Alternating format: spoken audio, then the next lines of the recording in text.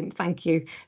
Incredible numbers today. Currently 166 people on this call today. So thank you so much for joining us. Pertinent week with it being Learning Disability Awareness Week, and very much the focus on See Me, Hear Me, which is very much about what the Oliver McGowan training is all about. I've unfortunately not been able to watch some of the speakers from earlier today. I'm hoping everybody is familiar with the very tragic Oliver McGowan story, and the difficulties with that is it's unfortunately not a single tragedy. These tragedies keep on occurring. So my session is going to be very much about kind of telling you where we're at as an organisation that will mirror hopefully what other organisations are doing. We're going to be talking about the code of practice. I'm going to be kind of doing a little bit of myth busting as well, because every single day I'm getting questions from people saying we don't need to do the Oliver McGowan training because we haven't got anybody with a diagnosis, so we only need to do tier 1, don't we? So I'm hoping that by the time I've finished with you at past, that I will have hopefully sent everybody away with lots of clarity. We're equally going to be talking about the funding with the LDSS funding, and about people being on the adult social care data set, and how you can get onto that. We're going to be talking about difficulties that people have potentially had with that, and where we might be able to help. Equally, we're going to be covering where, some of the feedback that we've received. It was very interesting that Louis was talking about, how many courses we delivered between January and June. We delivered to 1,672 people just between January and June, from healthcare, social care, dentists, right across the spectrum. So we've got an incredible amount of feedback from that. Majority of it, you'll be glad to know, is all fantastic feedback, particularly when it is about the value of lived experience. I was hoping to get some of the experts on the call with me today, but unfortunately none were available. But the importance of lived experience and some of the feedback we've had in terms of that. So hopefully I will breathe in between now and 12:30, but I am very passionate about it. I've seen some of the questions that have already popped up in the chat, and I will equally as well try and address them as we're going. If there's things that I haven't addressed, I will take down your contact details and I will contact you following today. So if I don't get round to answering any of your questions, I will come back to you. So I'm going to start with, the importance of lived experience. And, we do a lot of work with the previous people that have just been on the call, Walsingham, and very many organisations similar to that who are directly supporting individuals with autism and learning disabilities. And the importance of engaging the people that they are supporting in with the training that is delivered, whether it's about kind of recruitment. Every recruitment panel I have been interviewed by, there have been people with lived experience on that who will give you a bigger grilling than any other professional that is on there. So, the lived experience and the value of that is not a new thing. It's hopefully becoming a kind of more widespread thing, but I've been working in the industry for 30 odd years, and every single interview I've had has had a lived experience on that panel. So it's not a new thing, but what makes the Oliver McGowan training different is it's basically now legislative requirement that any training to do with autism and learning disabilities has to be co-produced, co-designed, co-delivered with experts with lived experience, which is absolutely essential. We're currently working with 66 experts, and out of that there are 20 of those who have learning disability or dual diagnosis of learning disability and autism. There is a huge national shortage of experts with lived experience of learning disabilities. And it is about, there are much higher support needs that, when addressed, can actually give people opportunities of employment. The majority of the experts with learning disabilities that I'm directly working with, nobody had a paid job prior to the Oliver McGowan training coming in, and obviously support mechanisms that we put in. And the course is very much about reasonable adjustments.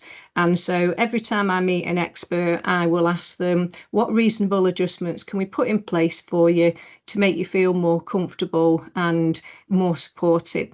And, the reasonable adjustments might be, I just might need to sit near a window. I might need to have the lights turned off if it's a little bit too bright. I might need an accessible building where there's an accessible toilet and parking. So there's been nothing from a reasonable adjustments point of view that has not been difficult to accommodate. If anything, it's a small minor thing. And so when we're talking about, the Oliver McGowan training, very much being about kind of making those reasonable adjustments, because they make an absolute huge difference to an individual, to be seen and heard, which again is very much the awareness week that we're having this week. So, the importance of lived experience, and what people don't necessarily sometimes take into account is that, with the Oliver McGowan training, is that the individuals are sharing their personal stories with you. And, I had some feedback the other day where someone said, I disagree with the expert with lived experience and their comment about their experience in the NHS. And it's a bit like, you might disagree with it. It's okay to disagree with it, but it's actually that person's lived experience. And what they're bringing with this training is actually telling you what it's like, boots on the ground. And it is about explaining different examples of where they've either been really helped because reasonable adjustments have been put in place, or where they've been hindered because those reasonable adjustments that are not unreasonable, I have to be saying to you, have not been put in place. Someone's put their experts with lived experience. They're amazing people, bring so much to the course. That's exactly what it is all about. And obviously with the code of practice that came in September 2025, any training that is now autism, learning disabilities related has to incorporate the design and delivery with experts with lived experience, because it is about getting their experiences. I can show millions of videos on a training course, but somebody sitting in front of you and telling you about their experiences is second to none. So, it's very much about getting people's understanding as to what the training is. And there's equally stuff that people have to do before they come on the training.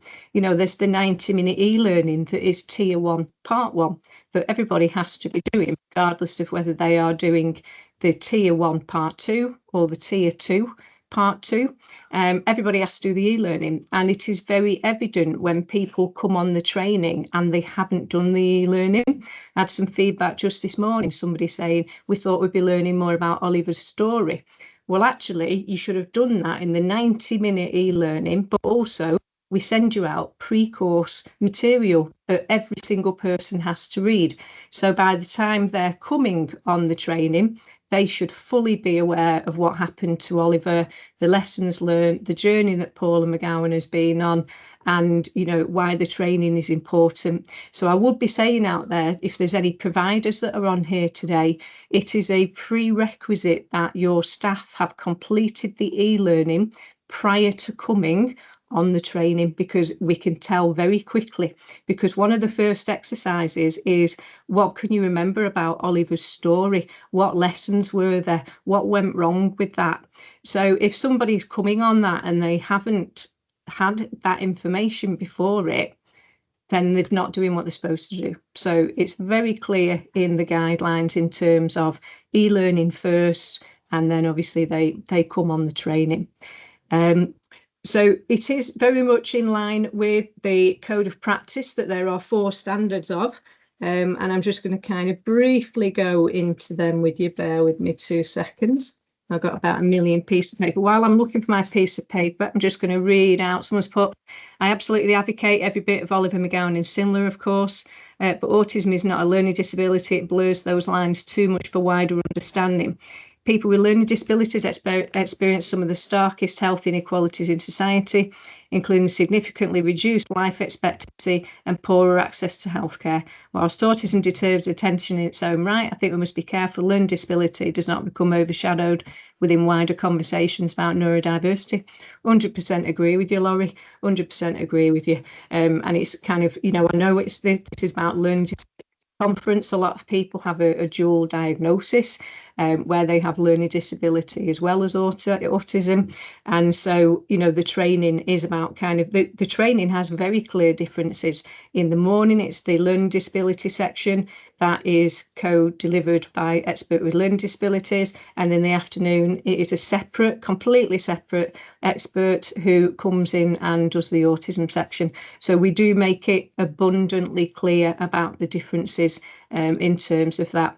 The fact that we are waiting for the leader report to come out, and obviously, the government withdrew it, and there's all this kind of when are we going to get it, and some of the feedback we get is in terms of the slides that are yet to be updated with the new leader information. So some of the feedback we get is in terms of saying, well, I wish we had more up-to-date statistics. And the latest version we have is the 2024 version. And any provider out there that is delivering Oliver McGowan training, we're all using the same PowerPoint. It's a very prescribed course. Yes, there are a lot of slides in that, but there are a lot of talking points with it. There's a lot of group work with it. Again, it very much depends on the expert with lived experience and where they want to contribute. There'll be some experts that kind of want to just focus on particular slides. There'll be other experts that want to come in and they're happy to kind of run the session from start to finish. So each and every session will be run completely differently based on how that expert is feeling on the day. We make sure very much that particularly our experts with learning disabilities, there is a huge supportive framework and work that goes on behind the scenes in terms of, we pay for a support worker, potentially if that person requires a support worker, we'll pay for the support worker to be there.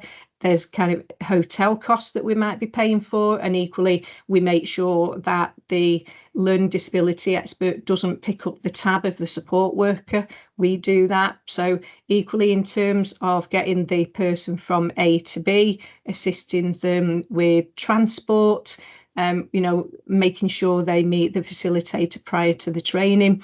So there is a lot of support that goes into making sure that actually when that expert comes and delivers the training to you, that it's been a nice, smooth process for them, that has been supportive and has meant that they're able to then come and share their experiences with you.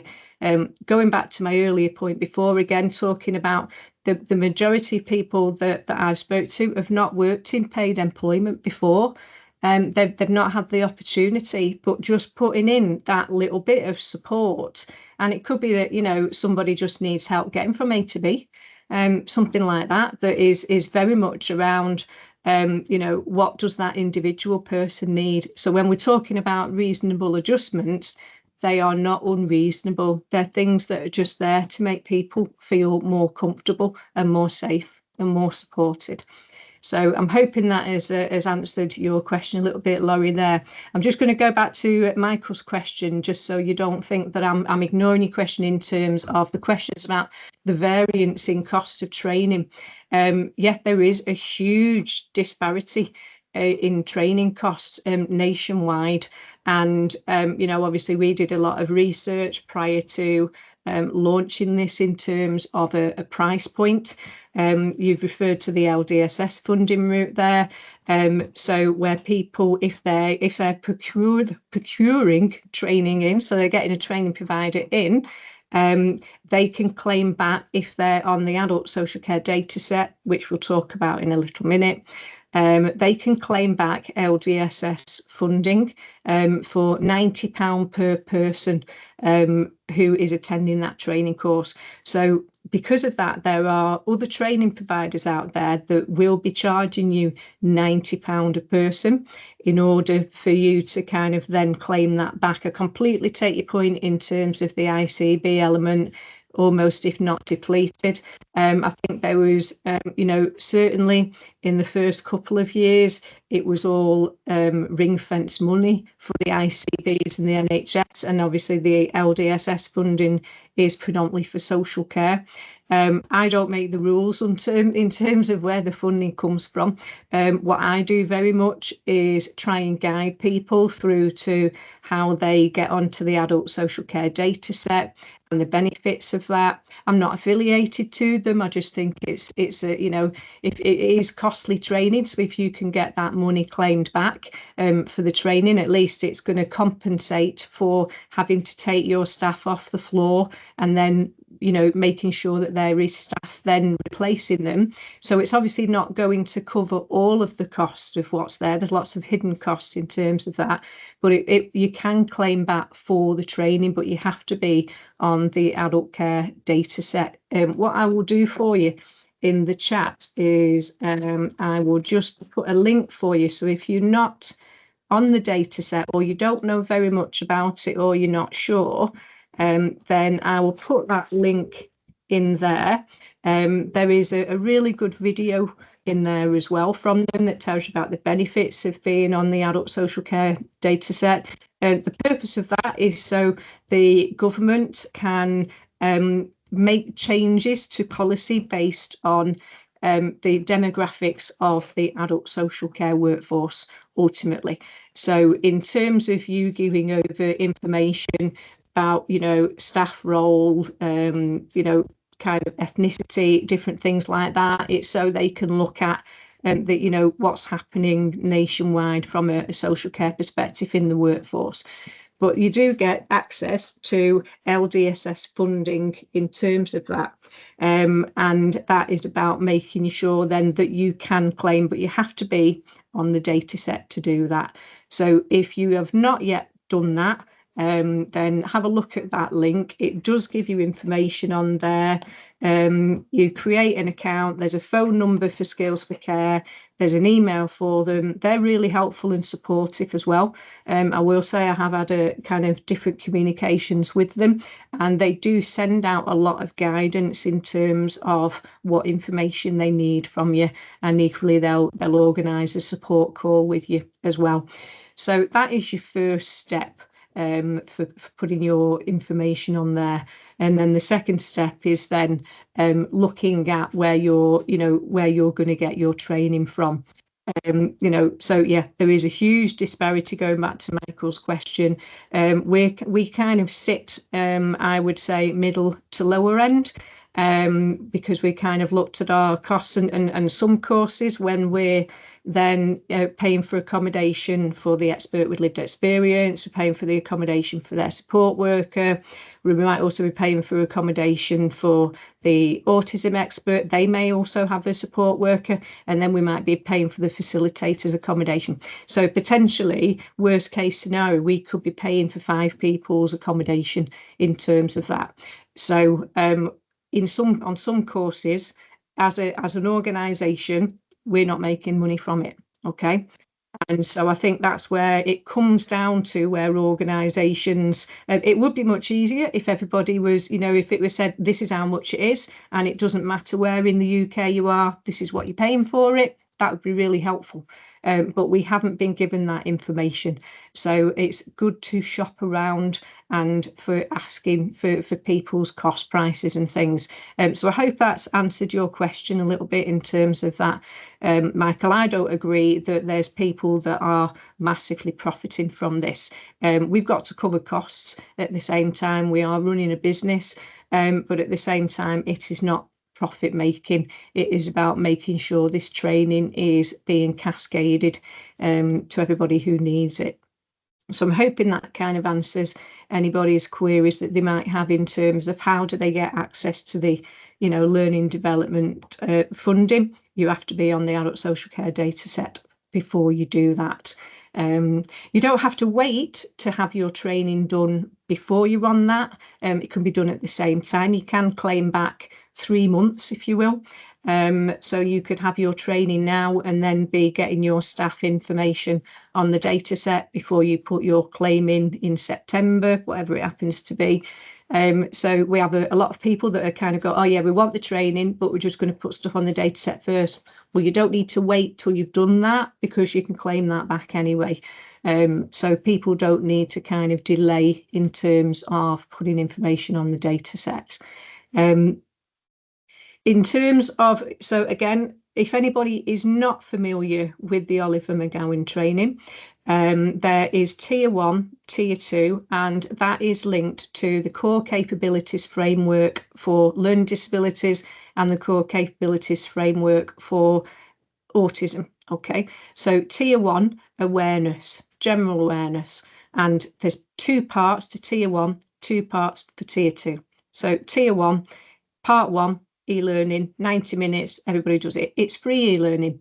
Okay. Yes, Rachel, they do need to refresh every 3 years. We have not yet been given guidance on whether people have to redo the whole day, or whether they just do a half day. We are waiting as well with the rest of the country in terms of guidance in relation to that. But yes, it is a refresher every 3 years. So we're just waiting to find out how that is going to be rolled out in terms of that. So everybody does the e-learning. Now you can either get it via your e-learning provider. It's free, by the way, but they potentially will be able to, if they've got their kind of e-learning linked up to it, it just saves you then going on to the e-learning for health portal, which you can register for free on. And you can do the training for free on that. You don't need to be, an NHS worker or health worker or anything. That training is readily available for everybody. So that is kind of tier 1 and tier 2, part 1. Everyone does the e-learning. So the second part of tier 1 is a 1-hour webinar that again is delivered by a facilitator, an expert with lived experience of learning disability, and an autism expert. Okay. And they have worked extremely hard in building that training course. And it's, again, very interactive, that one. The way I describe it to people is that tier 1, part 1 is for non-support facing staff. So if you have any back office staff, any admin staff, anybody who doesn't directly come into contact with somebody you're supporting, that's tier 1. I'd be saying that would be good for them. Okay. Tier 2, part 2 is the 1-day face-to-face. So anybody who is support facing. So you need to consider with that, if your domestic staff are out milling about with your residents, they would need to go on that. If your catering staff are directly interacting with your residents or your patients, they would need to be going on that. Okay. So anybody who is directly facing, support facing, tier 2, part 2 is what you're needing to go on. Now, a lot of the feedback that we've had is from organisations like my colleagues at Walsingham, who were on before, who are already working every single day with people with learning disabilities and autism. And, for them, it's kind of they're hopefully already putting their reasonable adjustments in place and their support is kind of in there. And so sometimes we get feedback saying it was a little bit too basic for our staff who are directly working. Is there a tier 3? Okay. There isn't any funding for tier 3. There is a tier 3 in the core capabilities framework documents, and that would be very much a bespoke course. But again, it needs to meet the code of practice, of which, one of the codes of practice is that it has to be co-delivered, co-designed by experts with lived experience. So you need to be making sure your training providers, whoever they might be, are kind of incorporating that. Otherwise the training isn't going to meet the code of practice. If you think of it, that there's the Oliver McGowan Mandatory Training, that's one aspect. Then there's the Oliver McGowan Code of Practice, that's another aspect. Okay, so the code of practice does not state that you have to have the Oliver McGowan Mandatory Training. Okay, the code of practice says it has to meet the Oliver McGowan Code of Practice. So as long as the training is fully meeting those codes of practice, and that can be evidenced, then it doesn't have to be the Oliver McGowan Mandatory Training. The difficulties with that is that there is it is quite, it states very much that it needs to be very much evidence-based, so it needs to be kind of proven over time, has to have the experts with lived experience in it. So just kind of be aware of any training in autism and learning disabilities that you are having going forward. Ask the question, does it meet the Oliver McGowan Code of Practice? Because that is what the regulatory bodies are going to make, they're going to want the answer to when they come and look at your training. Okay, so where it says it is the government's recommended, it is, but if you choose not to have it, you need to have more of a rationale as to why you haven't gone down the mandatory Oliver McGowan route. So kind of just bear that in mind with that. So the tier 3 would be very much a conversation between you and your learning provider, your training provider, in terms of what your staff were hoping to get from it. And I think what we need to be aware of is the reason that the Oliver McGowan Mandatory Training has come about is because Oliver very tragically died in a healthcare setting. And so it was originally designed for healthcare, and then it was stated that all social care staff had to have the training as well. So, you know, we kind of pre-warn people if they're, you know, if they're organisations that are already directly working every single day with people with learning disabilities, we kind of pre-warn them at the start of the course that, you know, what we're going to do is hope to incorporate some of, you know, some of the work that you're doing to make sure that that is embedded. We do appreciate that for your teams, it might seem a little bit basic because obviously you're doing this already. So, you know, I would say kind of, you know, for people to just be aware when you are having the training, it is, you know, we have to deliver it the way it's delivered. We have to show you the slides that are there. We can't give you updated information because it's not on the updated PowerPoint yet. And it is very much, we want people to go away really focusing on the impact of the lived experience, which is what the training is about. So it is about making sure that you're going away. Victoria put there, it makes it more clearer to me now. Brilliant. I'm hoping to bring that clarity. Again, another thing that I said at the beginning is where people are saying to me, well, we don't need to have the tier 2 because we don't have anyone who's got a diagnosis. Doesn't matter. CQC have made it very clear in Regulation 18 that training has to be done for staff with who are kind of regardless of whether they are working with anybody with a diagnosis. If you think if we've got a lot of older people settings on here, there probably wasn't an autism diagnosis or a learning disability diagnosis, you know, 50, 60, 70, 80 years ago, depending on the age of your residents. If anything, they've potentially been the residents that people have kind of thought, oh, well, they've got like a little bit odd, quirky behaviour. And potentially, you know, if a diagnosis was done now, they potentially have learning disabilities or autism. So CQC made it very clear that it is any CQC service that has to have this training, regardless of whether you are directly working with anybody with learning disability or autism. If you are being told from your local authority it's not required, I'd be getting that in writing. I had an organisation I was doing some work recently, and they said our you know, local consortium have said it's not required because we've not got anyone with a diagnosis. So I said, get that in writing, because if CQC come in and they say, why haven't you had your tier 2 done? You can then be showing them the evidence saying we've been instructed we don't need to. And I basically sent her the information that said CQC are very clear that it has to be everybody, not just people who have diagnosis.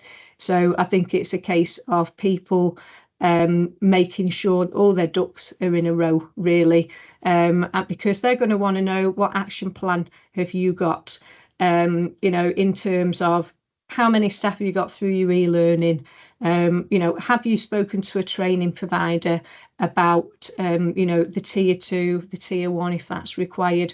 If you're looking at a rollout, when are you rolling it out? Okay, so if you've not yet started doing that, that's what they're going to want to see. They are going to want to see that you have an action plan in place for how you are going to roll out this training. So Laurie again has put important thing he said, it's very healthcare based, whereas tier 2 I delivered is social care based and compliant with the code. Should it then be adopted in education, needs to be bespoke to that. I know Paula McGowan is trying to get it into education settings. She's also trying to get it into prisons. I do think there needs to be some bespoking, and so all of our teams, when they go in, they will find out about the service and then they will adapt based on the service they're in. And Louis has come back, which means I have been talking non-stop without breathing for 30 minutes. Over to you, Louis. I'm like a phantom. I just turn up and people go,